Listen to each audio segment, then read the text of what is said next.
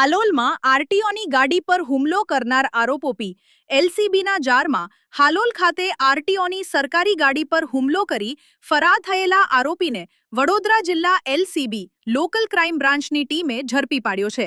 લાંબા સમયથી પોલીસને ચકમો આપી ફરાર ફરતો આરોપી આખરે પોલીસના હાથમાં આવી ગયો છે। મળતી માહિતી મુજબ હાલોલ વિસ્તારમાં આરટીઓની ગાડી પર હુમલો કરી ફરાર થયેલો આરોપી છેલ્લા ઘણા સમયથી પોલીસની શોધમાં હતો।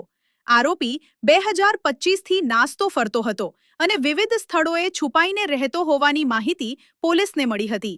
આ દરમિયાન વડોદરા જિલ્લા એલસીબીની ટીમે બાતમીના આધારે ડેસર તાલુકાના પીપળિયા ગામમાં દરોડો પાડી સૂર્યરાજ ઉર્ફે ખિમલો કાલુભાઈ ચૌહાણ નામના આરોપીને ઝડપી પાડ્યો હતો। પોલીસની ટીમે તેને કાયદેસરની કાર્યવાહી કરી કસ્ટડીમાં લીધો હતો। પકડાયેલ આરોપીને આગળની તપાસ અને કાનૂની કાર્યવાહી માટે ડેસર પોલીસ સ્ટેશન ખાતે લાવવામાં આવ્યો છે, જ્યાં પોલીસ દ્વારા વધુ પૂછપરછ હાથ ધરવામાં આવી છે।